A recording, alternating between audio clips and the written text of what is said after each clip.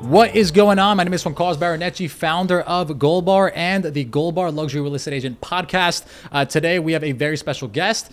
You may know him from $1 Million Listing LA and just absolutely selling the most ridiculous homes in all of Los Angeles. His name is Josh Altman. Josh, what's happening, brother? What's up, brother? Thanks for having me. Thanks for being here, man. Yeah. You went all the way from LA. You took the red eye out to New York City. We're at this incredible event. How are you feeling right now? Yeah, I'm feeling good. What a lineup.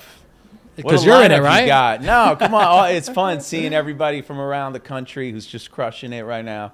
Good energy, pumped to get on stage, and yeah, it's that New York vibe. I love it, man. I love it. So let's jump straight into it. How did you first get started in luxury real estate? Oh man, it's a long time ago now. It's about 20 years ago. Not to get into all of it because it would take a long time, but look, I started like everybody else. It was selling $1 million properties, 1.2, $800,000 properties, that type of stuff. And, I think the luxury market and the luxury approach is more about how you run your business than just saying, oh, hey, I sold $1 million house. Now I want to sell a $5 million house. Yep. It's the entire way that you run your business. It's your connections. It comes down to your marketing, comes down to what, how you sell houses, how you carry yourself from the car you drive, to the suit you wear, to the way you sell. Everything has to be aligned with that brand of luxury. And, it happens over time. Look, I always say what's great about this business is it's got that snowball effect, right? Look, it took me 6 months to sell my first house. Nothing for 6 months. And trust me, I needed that paycheck at that time like I needed air. And but, eventually you close your first deal, which I can tell you every single detail of my first deal. Do you remember every transaction? Like no, hell no. I sold 360 deals last year, thousands. But I will tell you those deals, like that first deal that you ever closed, was so important. I know how long the escrow was, the contingency period, what we asked for, credits and everything. Yep. But anyways, I eventually closed that. I met those people at an open house. Which was not my own open house, okay. Right? So if you want to sell the luxury, you got to be in that luxury market. You got to rub shoulders with the type of clientele that you want to sell to. And so that would be my advice. It's not going to happen overnight. If you're in real estate for the quick buck, forget it. Try to find another gig because it's not that gig. It never was, but there was a moment there where people were making fast money. But half those people are out of the business now. Absolutely. So, you got to love what you do at the end of the day. And that's what we do. We love what we do. So if you were getting started, let's say tomorrow, you have to restart your entire business. No one knows who you are. Just like straight out of like, man, that sounds getting nice. Licensed. That sounds nice. What are you doing? Yeah. I'm doing the same thing that I did the last time. I'm going places and surrounding myself with the people that I want to sell houses to. My brother and I, we decided a long time ago that when we wanted to break into the high-end market, the luxury market, that we got a calendar and we put it out, the 12 months in front of us, and we say, okay, where are all the wealthy people gonna be this year? Yep. And literally, if it was from Art Basel, right? Because if you can go spend $200,000 on a piece of art, you can go spend $5 million on a house. Yep. Or if it's going to be the Concourse Elegance up in Pebble Beach, you spend $1 million on a car, you're spending 20 on a house. And so we said we got to be at all these places. So we talk to the people that we want to sell to. That's probably what I would do again. And listen, you know, the same way where I used to sit at a bar and drink water with ice and a lime in it to pretend that it was vodka because I couldn't afford the drinks. You do what you got to do to make it. And so I would go to the hottest restaurant and I'd sit at the bar and I would talk to each person on each side of my shoulders. Yeah. And just shoot it with them. And those were the people that I want to sell houses to. So there's ways to do it. And I wouldn't change a thing, but I've learned a lot along the way. But pumped for this event. Yeah, I'm super stoked. And a lot of the agents that I speak to, they just have this fear of speaking to people that have money. Like the higher net worth individuals. Like it's funny. I only like to speak to people with money. No, I'm kidding. But what do you tell that person? How do they get the confidence going? You know? Listen.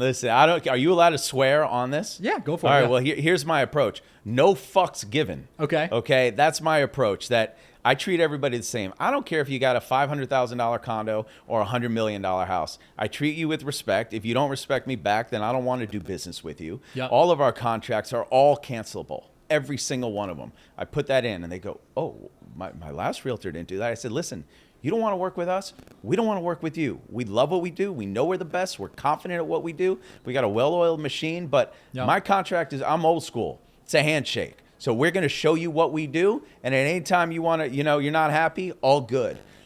I think I negotiate thousands of deals a year. Last year, I think we closed, to be exact, I think it was like 318 transactions, $1.2 billion, $4 million every day, $108 million every month, right? Yeah.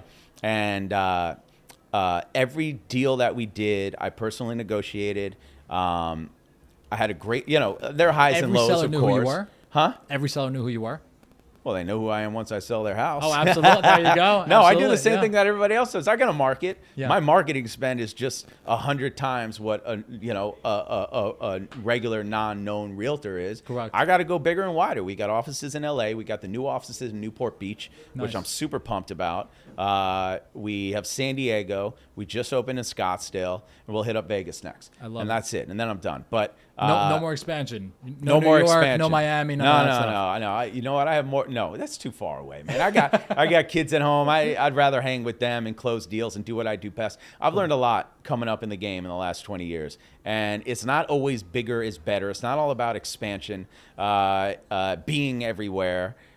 I've learned in businesses that I've invested in that as long as I stay in my lane and do the one thing that I think I'm the best in the world at, that a lot of people will say I'm the best in the world, and that's going out and getting listings, I can make a great career out of that. So let's talk about the listing. Hey everyone, real quick. Today's episode is sponsored by Real Messenger.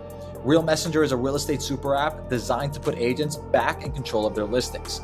Think of it like the MLS meets Instagram, but global. I'm on it, and I can instantly chat with other agents and find new leads in any market. Want to check it out?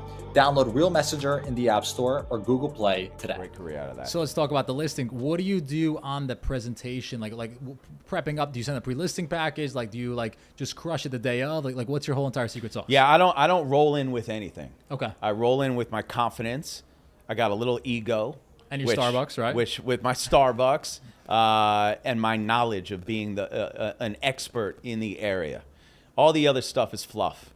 Listen, when it comes to I speak from the point of view of a real estate investor. Yep. Okay, I've invested in. I can't even tell you how many houses I've owned and flipped and have done over the years. So I come from that point of view. I come from a real estate salesperson's point of view, and a homeowner. And so when I approach these listings, look, I know where these people are in their life. I understand the feelings that they're going through. Like, number one, this is the biggest investment of 99.9% of everybody that you're going to meet's life. 100%. Like, this is not, to you, it's another deal. To them, this is the biggest thing in their life right now. And so you got to check yourself a little bit before you walk in and understand, listen, all the show, yeah, that's cool. The suits, the cars, all that, it's okay, it's cool. But at the end of the day, know your product. People know that about me. They might like me. They might not like me. They might think I'm cocky. They might think I'm the best, whatever. But I will tell you, every single person I go against, all my competition, and a couple people here that you've had that's competition of mine, they will tell you Altman knows his shit. I will tell you what something is priced, what side of the street it is, when the sun is lost in the backyard by the pool. You know it better than the back of your hands. Yeah, and because, I love what I do. So, I study it because it's fun. I'd rather do that than anything else. How does someone compete with you? Let's say you're going up against yourself. What do you do to take someone like yourself down at a listing appointment? I'm fucking unstoppable. So I don't know what to tell you, man. What do? I do me. I know what I'm good at. I know my strengths. I know my weaknesses. I never talk shit about anybody I go up against now. Back in the day, I did what I had to do to survive. I clawed, I grabbed, I did everything. But now, at the level that we're at, I give respect. I got a listing the other day for $30 million. Lady calls me and she goes, I just had to meet you. And I said, why? She's like, well, I'm about to sell my house for $30 million. And I met with 4 realtors and 4 of them brought up your name. No kidding. Yeah. And 3 of them talked shit about you. She said, so I had to meet you. And I went in there, signed the listing, and that was it. Done deal. But if you show respect to other people, your peers in the business, it's not, it shows how confident you are. Correct. And so I just feel like a lot of realtors out there right now, because it's a tough market, man. Rates are hard. Like, don't mistake our success at the Altman Brothers because we're lucky or this or that. We've just been in the game working harder than everybody else forever. Correct. And a lot of people are doing what they got to do to get listings, and I understand that in this market. But don't forget your core values, what makes you great, study the market, and just don't burn bridges, don't burn relationships.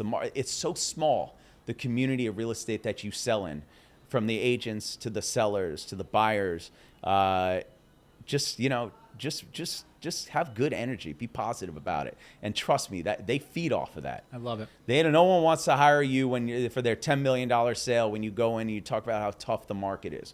I don't want that person. Yeah. I want the person with the good energy coming in talking about crushing it. That's optimistic. Yeah. Absolutely. And now, if you could go back, and is there anything you do different if you were building your business from scratch?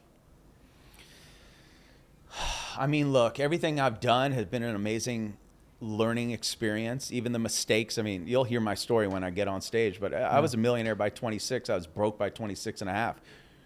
Yeah, it sucked at the time, right? Probably the greatest learning experience of my life. I was lucky not to have any kids at the time. I didn't have much responsibilities except for myself. I wasn't married.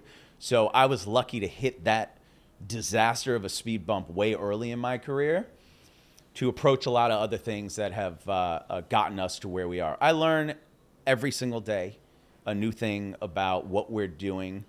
I like going through the process. I like the road bumps. I like the mistakes. I like that.